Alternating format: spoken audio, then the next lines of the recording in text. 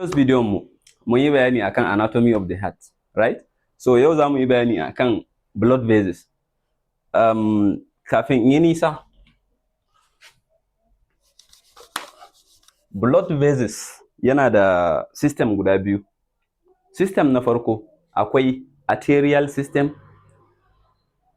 System na biyu akwai venous system. Idan an ce arterial system ya kasu kashi biyu. Akwai artery, akwai kuma arterium.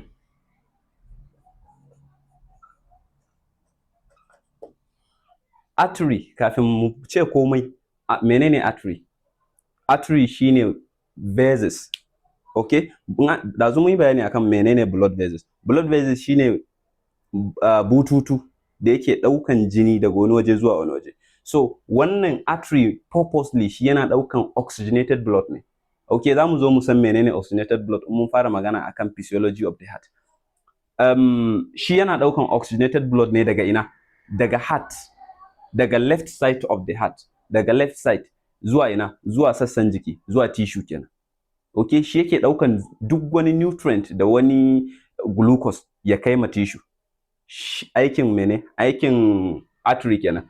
Kuma amma wani abu guda ɗaya, artery ba shi bane directly yake kai ma tissue jini ko yake kai ma tissue glucose ko wani waya. Misali, ya taso daga nan, ai wannan artery ne, za a ce aorta artery ne, main branches, ga wasu branches na artery ga waya. So yanda muka ce wannan abdominal aorta in yayi gaba kaɗan zai zama artery. In ya sake in yayi gaba kaɗan zai zama artery. In ya sake rabuwa, ya sake karkasuwa zai koma arterium. Kun ga dalilin da muka ce ya kasu kashi-kashi. Yana yin gaba kaɗan ɗin na ya zama arterium, okay? In ya zama arterium, ba fa shi arterium ɗin shi ma ba shi zai ba ma jini, ba shi zai ba ma nutrient ko in ce jinin ma tissue ba. A'a, akwai abin da ake ce ma capillary. Menene capillary? Capillary shi yake karɓan jini a wajen arterium. Idan capillary ya karɓa jini a wajen arterium, to shi zai kai ma tissue. Ka gane? Shi zai kai ma tissue jini. Tissue zai, idan ya gama processing ɗin shi, ya je ya yi aiki, ya ma tissue aikin da zai yi. Akwai abin da ake kira da waste metabolic product. Waste metabolic product a takaice shine dattin jini. Ba komai ne da jini ya tattara ya kai ma wannan ya zama mai amfani ba. Do komai yana da amfani a cikin abin da ya kai ma tissue, amma akwai datti da tissue yake ɗauka shi kuma sai ya ba ma mene. Yanzu kuma sai mu ɗauko venous system. Venous system shi kuma ya shigo ciki kenan. Kafin mu fara magana akan venous system, shi veins, menene veins? Veins su suke ɗaukan jini. Kaga wannan superior and inferior vena cava su ne the largest vein in the body. Kamar yadda shi wannan aorta shine the largest artery in the body. So superior and inferior vena cava suna yin ƙasa da su sake rabuwa su zama ƙanana sai su zama vein. Suna zama vein. Vein shine ake sa mana ruwa, a mana allura a jiki, okay? Directly in aka maka allura jikin vein, heart yake dawowa. Dai zo shi superior and inferior ko superior vena cava, depends on yanda aka maka allura. So idan jini ya taso daga gurin, amma jinin da yake zuwa ta nan fa deoxygenated blood ne. Shi yana ɗauke da carbon dioxide. Yana ɗauke da mene?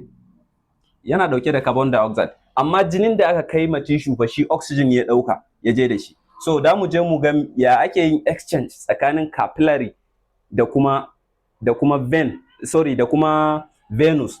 Ban yi bayani akan wannan venous system ɗin ba. Wannan mun ce vein ko? Vein, wannan kuma venous. Kamar yadda wancan yake, kamar yadda artery yake, in yayi daɗayin ƙasa ya zama vein, in ya sake ya kakkasu sosai ya zama, sake yin ƙasa ya zama venous. So venous ɗin nan shine kuma yake karɓan blood, mene? Deoxygenated blood ya kai ma zuciya. Ka gane? Idan ya ɗauki deoxygenated blood ya kai ma zuciya, yana ɗauke da mene? Yana ɗauke da wannan carbon dioxide ɗin. Carbon dioxide shine waste metabolic product. Ka gane? Daga metabolism za ka gane biochemistry. And biochemistry can relate. That is what you need to know about this blood vessels for now.